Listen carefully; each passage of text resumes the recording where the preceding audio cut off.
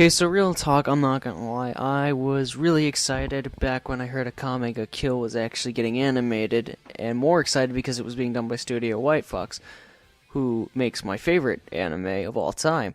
The reason I was interested in this is because I actually read the manga for Akame ga Kill. It's one of the few mangas I actually read, and the first time I've actually read a manga before the anime has actually come out. So needless to say, I was really interested to see this get animated. And so the first episode came out, and here's pretty much my impressions of it. If you want a short, sweet version of it, it follows pretty much the first chapter of the manga almost exactly. And that was pretty cool. Now, just because it follows the manga doesn't necessarily mean, it's perfect, per se. There's some things that do need to be pointed out about the episode, especially if you're coming into this with no knowledge of what Akame ga Kill is actually like. First things first, the thing you need to most note about is the main character. He's very much your generic protagonist for a shonen series. And a lot of other characters that are introduced, specifically the characters in Night Raid, follow similar ideas of having pretty much your typical shonen archetype characters.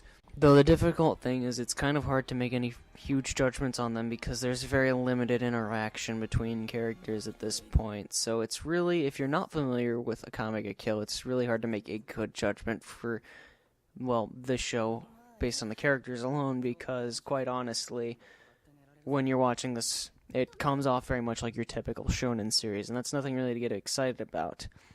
Though I will say one of the biggest things that really caught me by surprise was the sheer violence of the show. I was really concerned that they were going to water that stuff down pretty hard, because if you read the manga, you know that it gets, pretty violent, to be honest. Like, faces getting ripped off, blood everywhere, intestines hanging out violent.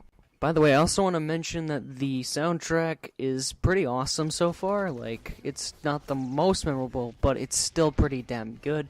And the voices they chose for the characters I felt were spot on. And that's pretty awesome.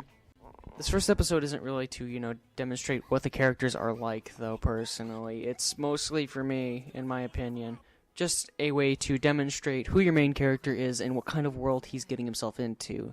You got a world that looks all nice and sugar-coated and friendly on the outside, but on the inside is pretty fucking twisted. The thing with this episode is I enjoyed it because I read the manga, and I feel like it pretty much was a great transition into anime form. That, however, doesn't necessarily make it the best first episode you could ever give somebody because of that exclusively.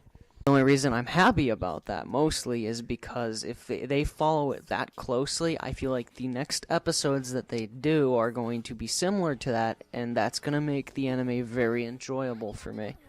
And hopefully for anybody else. So if you saw this and were kind of thrown off by the first episode, thought it was kind of shitty and generic, that's fine. I don't blame you at all. Because if you're not familiar with Akame ga Kill, that's very much what it comes off as. But honestly, I would follow the 5-episode rule. If you're not familiar with it, you should watch a show for 5 episodes before you decide if you ultimately want to drop it or not. Because I feel like in that time, people are going to get to the point in Akame ga Kill where they either hate the show or want to keep watching it.